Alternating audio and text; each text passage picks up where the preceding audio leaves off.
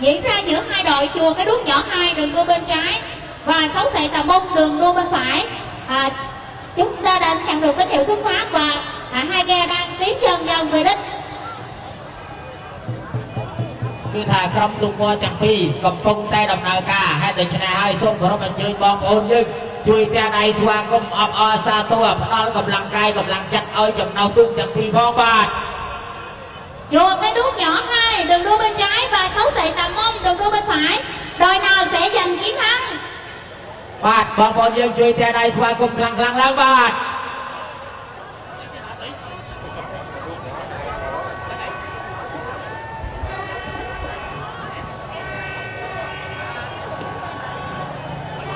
បាទសូមជូនដំណឹងទៅក្រុមទូកពាក់ផ្លាលេខ4នោះយើងបៀតថៃក្រោយតែយកដើម្បីទុកផ្លូវឲ្យបងប្អូនយើងអមមកបាទជួយថៃក្រោយតែយក Qua bên kia luôn đi.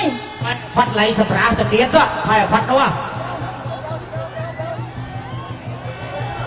បាទក្រុមទូកទាំងពីរបានដំណើរការជិតមកដល់ខ្សែប្រត់ហើយបងប្អូនយើងជួយតែដៃស្វាគមន៍ផង Cái Đuốc Nhỏ 2 hay Sáu Sậy Tà Mông? Cái Đuốc Nhỏ 2 hay Sáu Sậy Tà Mông? Cái Đuốc Nhỏ 2 cố lên, Sáu Sậy Tà Mông cố lên. Cái Đuốc Nhỏ 2 cố lên, còn vài mét nữa thôi, cố lên, cố lên. Cố lên.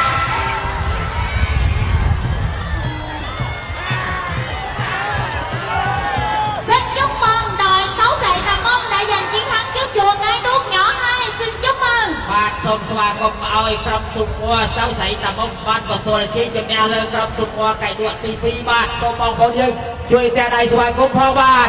Dạ vâng, như chúng ta thấy trên đường đua của chúng ta là hai đội chặng 18, hai đội chùa Nha Si mới 3 và chùa Cà Rôn. Chùa Nha Si mới 3 đường đua bên trái và chùa Cà Rôn đường đua bên phải, và đội nào sẽ giành chiến thắng? Chúng ta cùng theo dõi và cổ vũ cho cả hai đội. Cổ động viên của cả hai đội đâu rồi?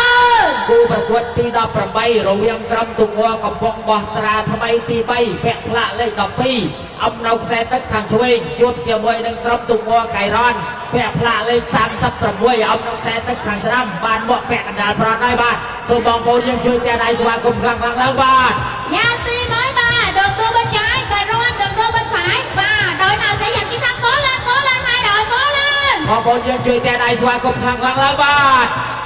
Nha Si mới 3 hay chùa Cà Rôn chiến thắng sẽ gọi tên đội nào? Cố lên, cố lên.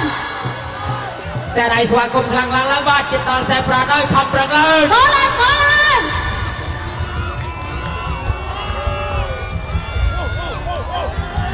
Vâng, xin chúc mừng đội chùa Cà Rôn đã giành chiến thắng trước chùa Nha Si mới 3. Xin chúc mừng. បាទសូមស្វាគមន៍ក្រុមទូកកៃរ៉ាន់បានទទួលជ័យជំនះលើក្រុមទូកកំពង់បោះត្រាថ្មីទី3បាទសូមបងប្អូនយើងជួយទាំងដៃស្វាគមន៍ផងបាទ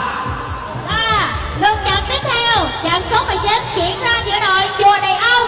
đường đua bên trái và chùa Cái Đuốc Nhỏ 1 đường đua bên phải, và chúng ta cùng chờ xem đội nào sẽ giành chiến thắng. គូប្រកួតទី19រវាងក្រុមទូកដៃអង្គពាក់ផ្លាកលេខ23អំនៅខ្សែទឹកខាងឆ្វេងជួបជាមួយនឹងក្រុមទូកកៃដួកតូចទី1ពាក់ផ្លាកលេខ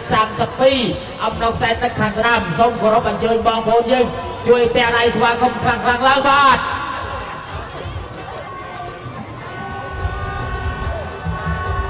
Đầy Ông hay Cái Đuốc Nhỏ 1, đội nào sẽ giành chiến thắng?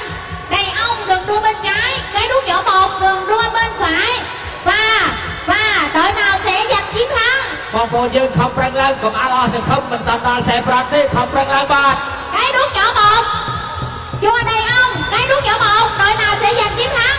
Cái Đuốc Nhỏ 1, Cái Đuốc Nhỏ 1 cố lên, chùa Đầy Ông cố lên, Cái Đuốc Nhỏ 1 1 cổ động viên Cái Đuốc Nhỏ 1 đâu?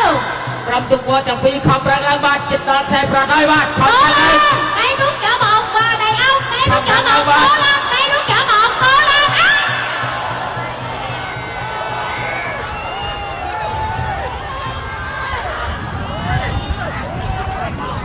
Dạ vâng, xin chúc mừng đội chùa Đầy Ông đã giành chiến thắng trước đội chùa Cái Đuốc Nhỏ 1. បាទសូមស្វាគមន៍ក្រុមទូកដៃអង្គបានទទួលជ័យជំនះលើក្រុមទូកកៃដួកតូចទី1បាទ Chùa Cái Đuốc Nhỏ 1 chúng ta nhanh chóng khắc phục sự cố và đưa em về khỏi khu vực thi đấu ạ. បាទដល់បងប្អូនយើងជួយអង្គមកឲ្យផាត់ពីកន្លែងខ្សែប្រត់បាទ Số 20 diễn ra giữa hai đội chùa Phú Thị đang xây 2 กูประก Cô วด thi hai hai chuột bạc vô กูประกวดตีเหมือนไพ่กรมตุงัวโปทีแรงไซตีปีแปะพละเลยปรามเอานกแสตึกขังช่วยจุบเจียวมวยดังกรมตุงัวยำย่วงนกแสตึกขังสนามสมองคนยังรองจำเจษนาบ้าน lên cả hai đội cố lên và bạc vô và cô thi đang xây hai cố lên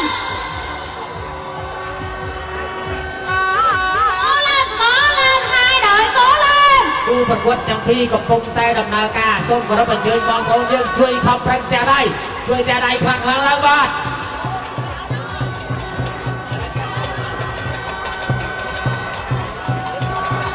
cô thi đang xây hai chuột bạc vô chiến thắng sẽ gọi tên đội nào cố lên cả hai đội คำแรงแล้วบ้านเสียพระได้บ้านคำแรงแล้วบ้านคำแรงแล้ว cố lên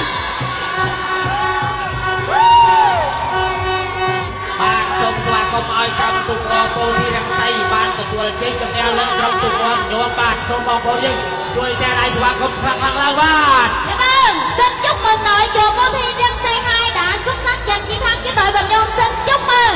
กูประกวดที่เหมือนไพ่ด้วยกรมตุงัว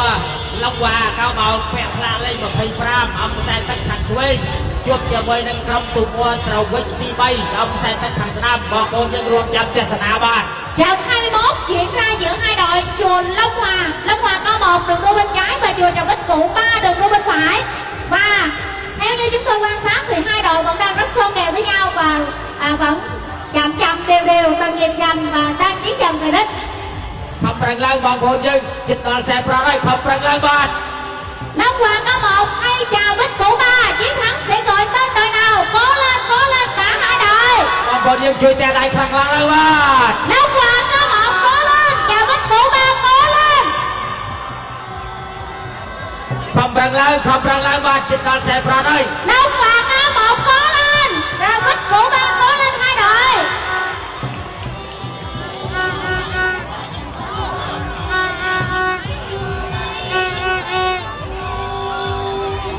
Dạ vâng, xin chúc mừng đội chùa Trà Bích Cụ 3 đã giành chiến thắng trước đội Long Hòa có một xin chúc mừng. บ้านชมสว่างก็มอยกรมตุงัวตระเวทตีใบบ้านกับตัวเจ๊งกับแนวเลยกรมตุงัวก้าวเมาลำวาบ้าน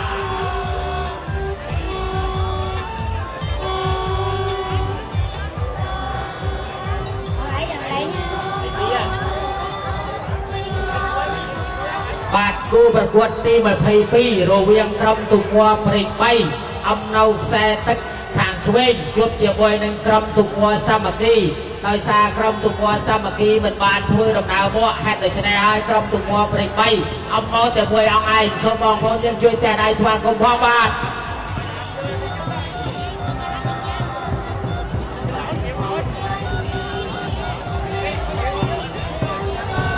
ทำประงมครั้งแล้วบางคนยืน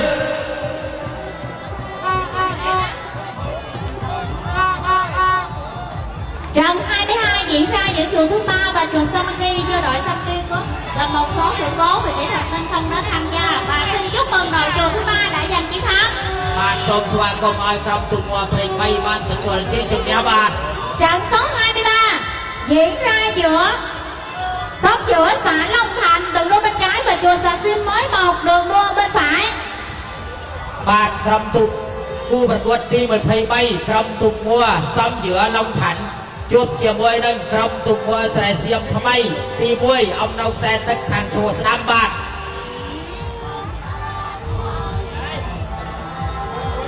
ซ้ำเหยื่อลงถันเอานกแสตึกทางช่วยจุบเจียวมวยนั่งใส่เสียมทำไมตีมวยเอานกแสตึกทางสนามบ้าน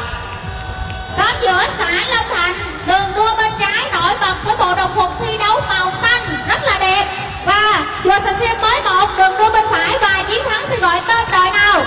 cố lên cả hai đội chỉ còn vài mét nữa thôi. Xóm giữa xã Long Thành và chùa Xà Sim mới 1. ทำแรงแรงกูประกวดจากพี่บ้านจิตตาแสบประได้บางคนยังทำแรงแรง Dạ vâng, xin chúc mừng đội chùa Xà Sim mới 1 đã giành chiến thắng trước xóm giữa xã Long Thành. Xin chúc mừng. บ้านส้มสว่างก็มอยกรมตุงัวใส่เสียมทำไมตีมวยบ้านกับตัวเจ๊งกับแนวเลยซ้ำเหยื่อลงถันบ้านบ้านกูประกวดตีเหมือนเพย์บ้วน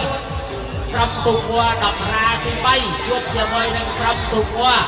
ប្រៃជ្រីថ្មីអំនៅខ្សែទឹកខាងច្រាមបាទ Trận 24 diễn ra giữa chùa Đầm Ra đường đua bên trái và chùa Võ Khía Mối đường đua bên phải. បាទគូប្រកួតទី24ក្រុមទូកួរដំរាពាក់ផ្លាកលេខ3អំនៅខ្សែទឹកខាងឆ្វេងជួបជាមួយនឹងក្រុមទូកួរប្រៃជ្រីថ្មីពាក់ផ្លាកលេខ18អំនៅខ្សែទឹកខាងស្ដាំសូមគោរពអញ្ជើញបងប្អូនយើងជួយតែដៃស្វាគមន៍ផងបាទ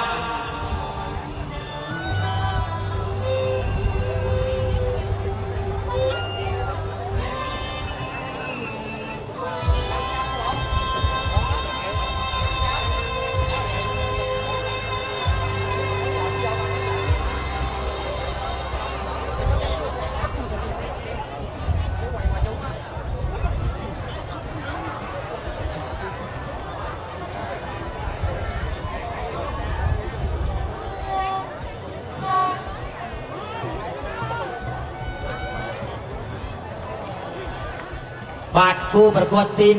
24ពៀងក្រុមទូកួរដំរាពាក់ផ្លាកលេខ3អំនៅខ្សែទឹកខាងឆ្វេងជួបជាមួយនឹងក្រុមទូកួរប្រៃជ្រីថ្មីពាក់ផ្លាកលេខ18អំនៅខ្សែទឹកខាងស្ដាំសូមគោរពអញ្ជើញបងប្អូនយើងជួយតែដៃស្វាគមន៍ឲ្យបានខ្លាំងឡើងបាទ Đầm Ra đường đua bên trái và chùa Võ Khía Mối 1 chùa Võ Khía Mối đường đua bên phải. Đội nào sẽ giành chiến thắng? Chiến thắng sẽ gọi tên đội nào? Cố lên cả hai đội. Đầm Ra Võ Khía Mối, Đầm Ra Võ Khía Mối, đội nào sẽ giành chiến thắng?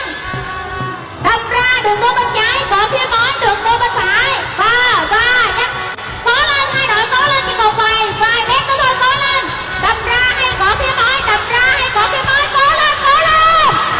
lên Đầm Ra hay Võ Khía Mối, Đầm Ra hay Võ Khía Mối. ក្រុមគណៈចាត់តាំងនៅក្នុងបាទ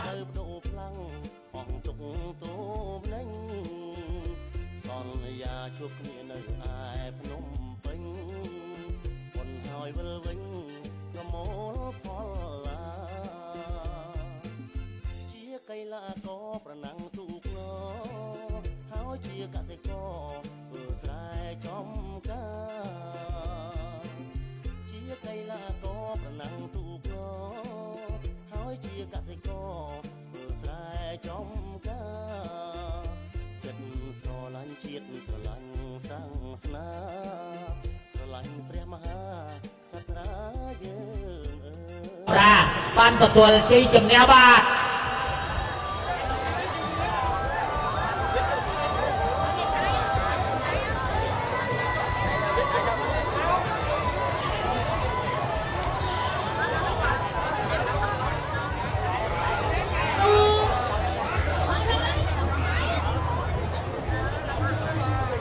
បាទគូប្រកួតទី25រវាងក្រុមទូកួរស្រែសៀមចាស់ពាក់ផ្លាកលេខ8អំនៅខ្សែទឹកខាងឆ្វេងជួបជាមួយនឹងក្រុមទូកួរត្រវិចចាស់ទី1អំនៅខ្សែទឹកខាងស្ដាំសូមគោរពអញ្ជើញបងប្អូនយើងរងចាំទស្សនានិងជួយទះដៃស្វាគមន៍ផងបាទ Trận 25 diễn ra giữa hai đội chùa Sà Xiêm cũ đường đua bên trái và chùa Trà Vích cũ 1 đường đua bên phải. Và chúng ta cùng theo dõi và cổ vũ cho cả hai đội, chỉ còn vài mét nước nữa thôi. Sà Xiêm cũ hay chùa Trà Vích cũ 1, cố lên cả hai đội. Không rèn lang bạt. Xin chúc mừng đội nghe chùa Sà Xiêm cũ đã giành chiến thắng trước đội chùa Trà Vích cũ 1. Xin chúc mừng. បាទសូមស្វាគមន៍ឲ្យក្រុមទូកួរស្រែសៀមចាស់បានទទួលជ័យជំនះលើក្រុមទូកួរត្រវិចបាទសូមបងប្អូនយើងជួយតែដៃស្វាគមន៍ផងបាទ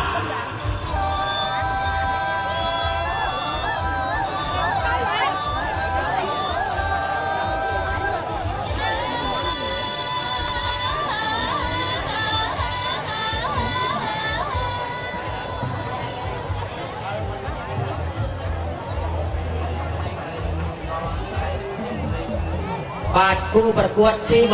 26រវាងក្រុមទូង័រកែដួកធំទី1ពាក់ផ្លាកលេខ7អំនៅខ្សែទឹកខាងឆ្វេង chuột chia môi nâng cầm tụ mua cầm bông bỏ tra cha tì môi vẹn phá lạ lên đọc bay ông nông xe tất khẳng nam xông của nó bên chương bong bố dân rong chăm cha sân á bạc.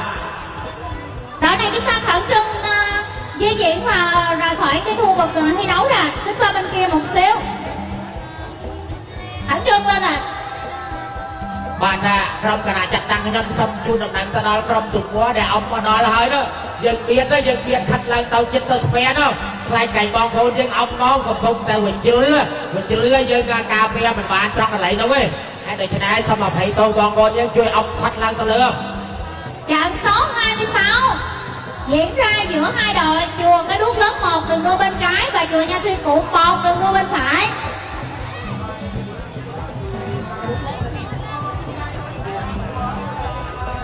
Bạn cầm tụ mua cây đua thông tì môi ông nông xe tất khẳng khuyên chuột chiều môi nâng cầm tụ mua cầm vong bỏ tra cha tì môi ông nông xe tất khẳng nam bạn thưa đầm nào mọi chết đo xe pro đây xong của nó bên trường bong bồn nhưng chui cha này qua cùng lặng lên bạn. Chùa Cái Đuốc lớn 1 hay chùa Nha Si Cụ 1, Cái Đuốc lớn 1 đường đua bên trái, Nha Si Cụ 1 đường đua bên phải và chiến thắng sẽ gọi tên đội nào cố lên hai đội. Chỉ còn vài mét nước nữa thôi, cố lên. Cái Đuốc lớn 1 và Nha Si Cụ 1 cố lên. Không răng lên bong bồn nhưng chẳng phi cầm không răng lên bạn. Cái Đuốc lớn 1 Nha Si Cụ 1 cố lên.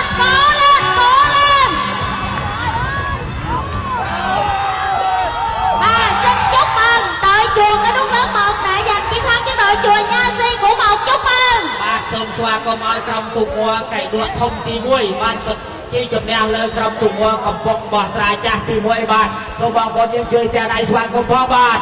Trận 27 diễn ra giữa hai đội chùa Cầm Buông Sâu đường đua bên trái và Ngăn Rích Cà Nhung đường đua bên phải và hai đội vẫn đang dần tiến về đích.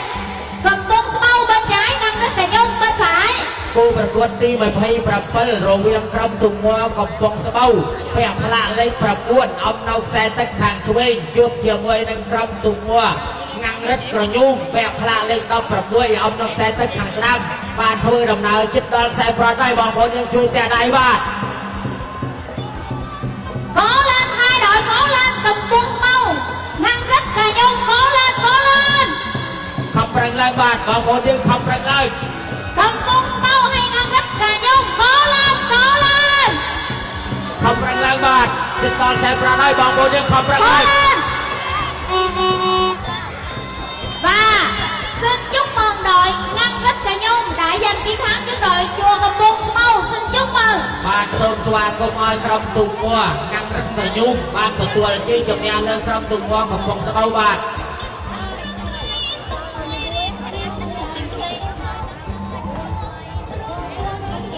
Anh à. Rồi. Ừ.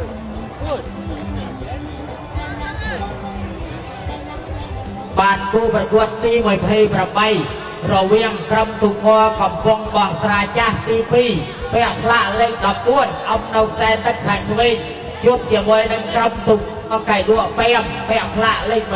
26អំនៅខ្សែទឹកខាងស្ដាំសូមគោរពអញ្ជើញបងប្អូនយើងរងចាំទស្សនាគូប្រកួតទាំងពីរកំពុងតែដំណើរសន្សំមកហើយបាទ Và trận thứ 28 diễn ra giữa hai đội chùa Nha Si Cụ 2 đường đua bên trái và chùa Cái Đuốc Vàm đường đua bên phải. Nha Si Cụ 2 hay Cái Đuốc Vàm, đội nào sẽ giành chiến thắng? Và theo như sự quan sát của chúng tôi thì hai đội rất so kèo với nhau. Nha Si Cụ 2 đường đua bên trái và Cái Đuốc Vàm đường đua bên phải.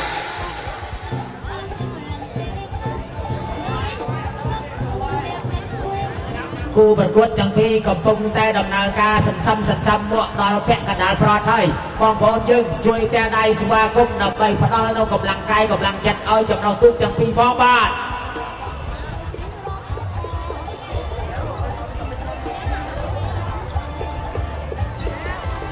Nha Si Cụ 2 và Cái Đuốc Vàm và theo như sự quan sát chúng tôi vẫn đang rất so kèo với nhau từng mét nước vâng rất hấp dẫn rất sôi nổi cố lên cả hai đội Nha Si Cụ 2 Cái Đuốc Vàm đội nào chiến thắng sẽ gọi tên đội nào Nha Si Cụ 2 Cái Đuốc Vàm ខំប្រឹងឡើងកំណៅទូកទាំងពីរខ ขอบรังแล้วจิตตอนใส่ปลาได้บางคนยัง cố lên nhà si của hai cây đúc bền nhà si của hai cây đúc bền cố lên ขอบรังแล้วบ้าน cố lên vâng xin chúc mừng đội chùa cây đúc bền đã giành chiến thắng บ้านส้มสว่างก็คอยตรำตุกวัวไก่ดวงพยาบาลกับตัวจี้จำเนี้ยบ้าน trận số 29 diễn ra giữa hai đội chùa Tà Mông đường đua bên trái và học viện Phật giáo Nam Tông Cần Thơ đường đua bên phải បាទគូប្រកួតទី29រវាងក្រុមទូកមួតាមុំពាក់ផ្លាកលេខ30អំណោខ្សែទឹកខាងឆ្វេងជួបជាមួយនឹងក្រុមទូកមួវិទ្យាស្ថានពាក់ផ្លាកលេខ11អំណោខ្សែទឹកខាងស្ដាំសូមគោរពអញ្ជើញបងប្អូនយើងជួយតែដៃស្វាគមន៍ខ្លាំងៗឡើងបាទ vâng theo như sự quan sát của chúng tôi hai đội vẫn chưa có sự bứt phá rõ nét vẫn đều những nhịp dầm tiến dần về đích và vẫn đang rất sơ kèo với nhau បាទគូប្រកួតទាំងពីរកំពុងតែធ្វើដំណើរទៅទន្ទឹមគ្នាឆ្ពោះមកកាន់ខ្សែប្រត់ហើយហេតុដូច្នេះហើយមិនដឹងគូប្រកួតមួយណាទាំងតែយកជ័យជំនះលើគូប្រកួតមួយណាទេហេតុដូច្នេះហើយរងចាំបន្តិចទៀតយើងអាចដឹងបានហើយហេតុដូច្នេះហើយបងប្អូនយើងជួយតែដៃស្វាគមន៍ខ្លាំងៗឡើងបាទ dạ vâng đã xuất hiện những cú đúc rút vâng đội nào sẽ giành chiến thắng chùa Tà Mông hay học viện Phật giáo Nam Tông Cần Thơ đội nào sẽ giành chiến thắng Tà Mông đường đua bên trái học viện Phật giáo Nam Tông Cần Thơ đường đua bên phải cố lên បាទសូមស្វាគមន៍ឲ្យក្រុមទូកមួតាមុំបានទទួលជ័យជំនះលើក្រុមទូកមួវិទ្យាស្ថានបាទ vâng xin chúc mừng đội ghe chùa Tà Mông đã xuất sắc giành chiến thắng trước học viện Phật giáo Nam Tông បាទគូប្រកួតទី30រវាងក្រុមទូកមួអូជុំវង្សាទី1ពាក់ផ្លាកលេខ1អំណោខ្សែទឹកខាងឆ្វេងជួបជាមួយនឹងក្រុមទូកមួបាគូលពាក់ផ្លាកលេខ17អំណោខ្សែទឹកខាងស្ដាំសូមគោរពអញ្ជើញបងប្អូនយើងរងចាំទស្សនាគឺថាគូប្រកួតកំពុងតែដំណើរការហើយបាទ trận 30 diễn ra giữa hai đội chùa Ô Chân Quân Sa 1 đường đua bên trái và chùa Sóc Sâu đường đua bên phải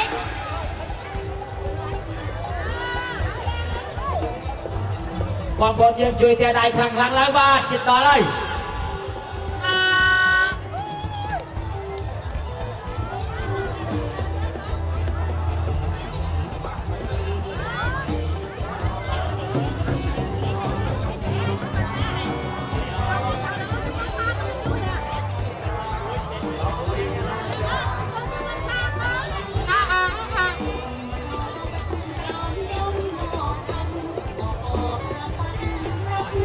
បាទគូប្រកួតទាំងពីរកំពុងតែដំណើរការបានពាក់កណ្ដាលប្រត់ហើយបងប្អូនយើងគឺថាជួយតែដៃដើម្បីផ្ដល់នូវកម្លាំងកាយកម្លាំងចិត្តឲ្យចំណោះទូកទាំងពីរផងបាទក្រុមទូកមួ dạ vâng theo như sự quan sát của chúng tôi thì Ô Chân Quân Sa 1 có vẻ nhỉnh hơn nhưng chưa có gì là khẳng định được tất cả vì chúng ta còn đoạn đường rất là dài cả hai đội cùng cố gắng lên Ô Chân Quân Sa 1 hay sốc cố lên Ô Chân Quân Sa 1 sau đường đua bên phải và đội nào sẽ giành chiến thắng Ô Chân Quân Sa 1 hay sốc sau គូប្រកួតទាំងពីរគឺថាទន្ទឹមគ្នាមិនតាន់អាចស្វែងតម្លៃថាទូកមួយណាមានរង្វាន់ជាងទេហើយដូច្នេះហើយខំប្រឹងឡើងបងប្អូនយើងខំប្រឹងឡើង cố lên cả hai đội cố lên ខំប្រឹងឡើងបងប្អូនយើង dạ vâng xin chúc mừng đội chùa Ô Chân Quân Sa 1 đã giành chiến thắng xin chúc mừng បាទសូមស្វាគមន៍ឲ្យក្រុមទូកមួអូជុំវង្សាទី1បានទទួលជ័យជំនះលើក្រុមទូកមួបាគូលបងប្អូនយើងជួយតែដៃស្វាគមន៍ផងបាទ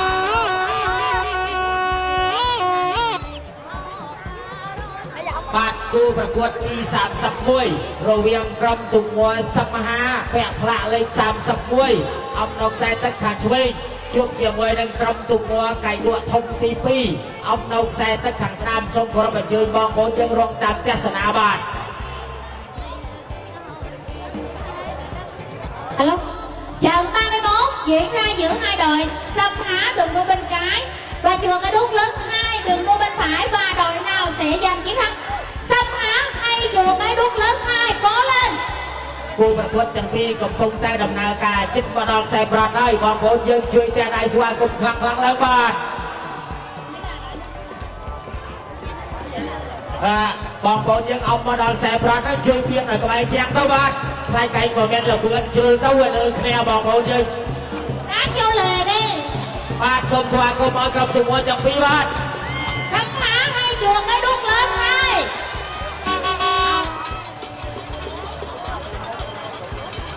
บ้านสมสว่างก็มากับตัวไก่ดวงทงตีปีบ้านกับตัวจีจังแนวเลยกับตัวสมหาบ้านจมบองบอลยังช่วยแต่ไหนสว่างก็มองบ้าน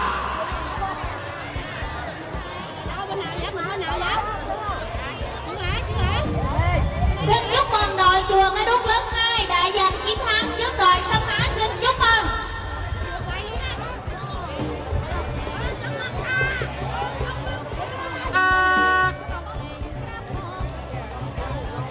trận 32 diễn ra giữa đội chùa Ô Trung Quân Sa 2 đường đua bên trái và chùa Trần Bích Cũ 2 đường đua bên phải là trận đấu cuối cùng lượt 2 và chúng ta cùng theo dõi và cổ vũ cho cả hai đội គូប្រកួតទី32គឺជាគូប្រកួតចប់អំទី2គឺគូប្រកួតរវាងក្រុមទុកវ៉ាអូជុំវង្សាទី2ពាក់ផ្លាកលេខ2អំណោខ្សែទឹកខាងឆ្វេងជួបជាមួយនឹងក្រុមទុកវ៉ាត្រវិចទី2អំណោខ្សែទឹកខាងស្ដាំពាក់ផ្លាកលេខ34សូមគោរពអញ្ជើញបងប្អូនយើងជួយតែដៃស្វាគមន៍ផងបាទក្រុមទុកវ៉ាដំណើរការមកដល់ពាក់កណ្ដាលប្រហើយបាទសូមតែដៃស្វាគមន៍បាទ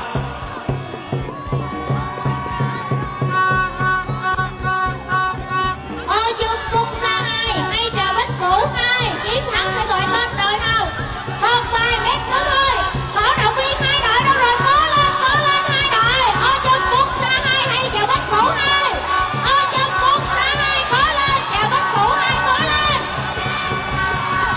ขอบพระเจ้าครับทุกคนอย่างที่บ้านจะมาแสดงความให้บ้านขอบพระเจ้าบ้าน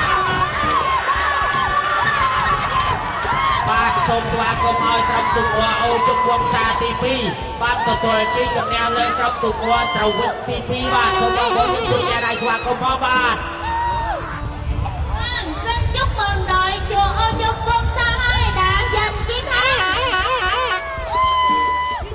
บ้านสมยุทธ์นังตะนอนครับตุกวัวยังในบ้านประกวดวัวดอนแสนพระท้ายก็ทายยังเวลาตลอดตัวกันไหนก็ไม่จับกระดาษต่อที่บ้าน